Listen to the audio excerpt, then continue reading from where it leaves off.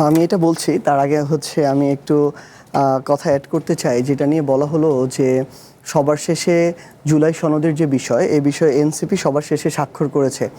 আজকে আমরা একটা নির্বাচিত সরকার, যেই সরকারই হোক, ধরেন বিএনপি সরকার, অন্য যে কোনো সরকার হতে পারতো, একটা নির্বাচিত সরকারকে যতটুকু আমরা রেসপন্সিবল করতে পারছি, যতটুকু অ্যাকাউন্টেবল করতে পারছি, এটা শুধুমাত্র করতে পারছি আমার কাছে এখন মনে হয় যে এনসিপি সবার শেষেই স্বাক্ষর করেছে বলে। কারণটা দেখেন, এনসিপি কেন স্বাক্ষর করে নাই এমন যে জুলাই সনদের সাথে একমত না, ব্যাপারটা তো এমন ছিল না। এনসিপি স্বাক্ষর করে নাই কারণ জুলাই সনদের একটা ড্রাফট তৈরি করা হয়েছে, কিন্তু এটা কিভাবে বাস্তবায়ন হবে কোনো ধরনের প্রসেস দেওয়া হয় নাই, মেকানিজম দেওয়া হয় নাই। তখন এনসিপি এই জায়গায় বেঁকে বসলো, কারণ এর আগে এরকম ত্রিদলীয় রূপরেখা আমরা 90-এর সময় আরেকটা অনেক বড় প্রতারণা দেখেছি। ওই একই প্রতারণা আমরা দেখতে চাই না। সেই জায়গা থেকে শুধুমাত্র একটা নির্বাচনকে সামনে রেখে আমরা জুলাই সনদে গিয়ে সাইন করে দিব, আর তারপর নির্বাচনের পরে কোনো কিছু বাস্তবায়ন হবে না, বলবে এটার কোনো ভিত্তি নাই, এটা তো আমরা হইতে দিতে পারি না। কারণ ওইটুকু জবাবদিহিতার জায়গা আমাদের মুখোমুখি হতে হবে, যেহেতু অভ্যুত্থানের ওই সামনের জায়গাটুকুতে আমরা ছিলাম। সেই জায়গা থেকে তখন আমরা প্রসেসটা চাইলাম কিভাবে হবে। এর পরবর্তীতে এই যে জুলাইয়ের যে আদেশ, জুলাই সনদ বাস্তবায়ন যে আদেশ, সেই আদেশটা হলো গণভোট হলো। এই আদেশে আপনার বলা আছে যে এটা কীভাবে বাস্তবায়ন হবে, এবং গণভোটের মধ্য দিয়ে এটার একটা বৈধতা পেল। এত কিছুর পরও যখন বিএনপি সংসদে দাঁড়িয়ে আবার জুলাই সনদ বাস্তবায়ন নিয়ে গড়িমসি করে, এত কিছুর পরও যখন গণভোটকে অবৈধ বলে, যেখানে তারা 50% ভোট পেয়ে নির্বাচিত, গণভোটে 70% ভোট হয়েছে, সেটাকে যদি অবৈধ বলার মতো তারা স্পর্ধা দেখায়, তাহলে বুঝেন যদি এই গণভোট না হতো, এই আদেশ না থাকতো, আর আমরা ওইভাবে সাইন করে দিতাম, তাহলে জুলাই সনদ নির্বাচিত হওয়ার পর তারা ছুঁড়ে ফেলে দিত।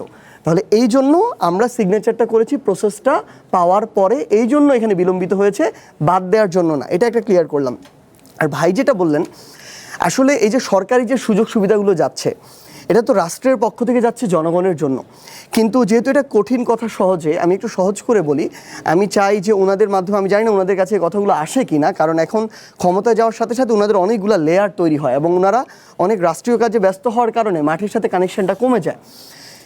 আমি ওনার মাধ্যমে বিএনপিকে এবং বর্তমান প্রধানমন্ত্রী জনাব তারেক রহমানকে পর্যন্ত জানাতে চাই, এই সকল যত কার্ডের সুযোগ সুবিধা যাচ্ছে, শুধুমাত্র বিএনপির নেতাকর্মী, ভোটার, শুভাকাঙ্ক্ষী ছাড়া অন্য কোনো দলের কাউকে দেওয়া হচ্ছে না। এটা আপনি বিশ্বাস করেন না?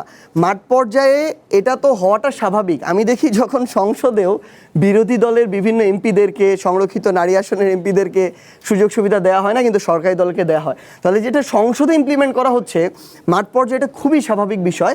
এবং এইভাবে প্রায় 50% মানুষ যারা এটার উপযুক্ত, এইরকম মানুষদেরকে বঞ্চিত করা হচ্ছে, যেটা বিএনপির করা উচিত না। এই পরিবর্তনটা আমরা তাদের কাছে চাই। ভাই বললো এটার জন্য প্রশাসনে অভিযোগ দিব। কোন প্রশাসনে দিব? কারণ যেই কার্ডগুলো ইউএনওর দেওয়ার কথা, ওই কার্ডগুলো দেয় উপজেলা বিএনপি সভাপতি সেক্রেটারি। যেই কার্ড ইউনিয়নের চেয়ারম্যানের দেওয়ার কথা, সেই কার্ড দেয় ইউনিয়ন বিএনপি সভাপতি সেক্রেটারি। এইভাবে সব কিছু হয়ে আসতেছে। যেটা দেওয়ার কথা মেম্বারের, ওয়ার্ডের, সেটা দেয় ওয়ার্ড বিএনপি সভাপতি সেক্রেটারি। তাহলে সব কিছু দলীয়ভাবে চাচ্ছে। আমরা এগুলো শুধুমাত্র চাপিয়ে দিতে চাচ্ছি, আমরা তাদেরকে জানাতে চাই তারা যেন এখন যা হয়েছে হয়েছে, আগামীতে যেন এই বিষয়গুলো সংশোধন করে। এই বিষয়টি আমি জানিয়ে রাখলাম। এখন আপনি যেটা বললেন, আমাদের আকাঙ্ক্ষা ছিল এই অভ্যুত্থানটা শুধু একটা ব্যক্তি পরিবর্তনের জন্য না, একটা সরকারের পতনের জন্য না। আকাঙ্ক্ষাটা ছিল ওই ব্যক্তি কিংবা ওই সরকার এই যে ধীরে ধীরে স্বৈরাচার হয়ে ওঠে, এই যে বিভিন্ন রাজনৈতিক দলে যার প্রতিনিধিরা, আমরা তো নতুন রাজনৈতিক দল হিসেবে এসেছি, ভাইরা দীর্ঘ সময় ধরে, যুগের পর যুগ ধরে এই লড়াইটা করছেন, রাজনীতিতে আছেন, তারা এটার ভুক্তভোগী। যেই সিস্টেমগুলো এই মানুষগুলোকে ভুক্তভোগী করেছে, যারা মজলুম ছিল তাদের নিপীড়নের শিকার করেছে, আমরা চেয়েছি এই সিস্টেমগুলোর পরিবর্তন, যেন সরকারে যারা আসুক, ক্ষমতায় যারা আসুক, একজন নিরপরাধ মানুষ নিরপরাধ হিসেবে গণ্য হবে, অপরাধী অপরাধ হিসেবে গণ্য হবে। একজন অপরাধীর জন্য ক্ষমতায় থাকা কেউ সুপারিশ করে তাকে বাঁচাবে না, আবার নিরপরাধ মানুষকে শুধুমাত্র অন্য দলের হওয়ার কারণে সেই মানুষটাকে জুলুম করা হবে না। কিন্তু মানে সবচেয়ে দুঃখজনক যেটা, অভ্যুত্থানের পর একটা অন্তর্বর্তীকালীন সরকার গিয়েছে।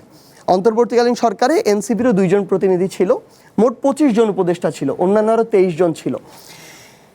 ওই যে 1.5 বছরের সময়টা, এইখানে আমরা যতটুকু পরিবর্তন প্রত্যাশা করেছিলাম, তাদের থেকে যতটুকু বোল্ডনেস প্রত্যাশা করেছিলাম, এটা আমরা পাইনি। এটা তাদের রাজনৈতিক অভিজ্ঞতা সীমাবদ্ধতা বলেন, তাদের রাজনৈতিক ব্যাকআপ না থাকার কারণে বলেন, আমরা এটা পাইনি। কিন্তু যতটুকু তারা দিয়ে গিয়েছে, ধরেন আপনাকে সংস্কারের সিস্টেমগুলো কোথায় সংস্কার করতে হবে, আপনার জুলাই সনদ দিয়ে গিয়েছে, আরও বেশ কিছু সংস্কার দিয়ে গিয়েছে। এখন আমাদের কাজ হচ্ছে একটা নির্বাচিত সরকার, এই সরকারের জনগণের ম্যান্ডেট আছে, বৈধতা আছে, সব কিছু আছে, একটা রাজনৈতিক দল আছে, প্রশাসন সরকারকে সহযোগিতা করে, কারণ প্রশাসন স্বাভাবিকভাবেই ক্ষমতার সাথে থাকে। এই সবচেয়ে বড় দায়িত্বটা একটা নির্বাচিত সরকারকে নিতে হবে। আমি কিন্তু বিএনপির উপরে চাপাচ্ছি না, বিএনপির জায়গায় যদি এনসিপি হতো, শেষ করি, জামাতও যদি হতো, তাদেরকে এই বড় দায়িত্বটা নিতে হতো। কিন্তু আমরা দেখছি বিএনপি এখন এসে আগের মতো করে, যেহেতু তারা সংখ্যাগরিষ্ঠতা পেয়েছে, যেই যেই জায়গাগুলোতে সংস্কার করলে তাদের ক্ষমতা কিছুটা কমবে, ক্ষমতার ভারসাম্য তৈরি হবে, সেই জায়গাগুলো তারা সংস্কার করছে না। শুধুমাত্র যেগুলো করে মানুষের মনে কিছু সান্ত্বনা দেওয়া যায়, সান্ত্বনা পুরস্কারের মতো, ওই জায়গাগুলো চোখের সামনে দেখাচ্ছে। তার মধ্যে দিয়ে সবচেয়ে বেশি যেটা দৃশ্যমান হচ্ছে আমাদের মাননীয় প্রধানমন্ত্রী, সাধারণ তার লাইফস্টাইল, কথাবার্তা, চলাফেরা, এই বিষয়গুলো। কিন্তু দিন শেষে সিস্টেমের যে পরিবর্তন, এটা আমরা প্রত্যাশা অনুযায়ী পাচ্ছি না।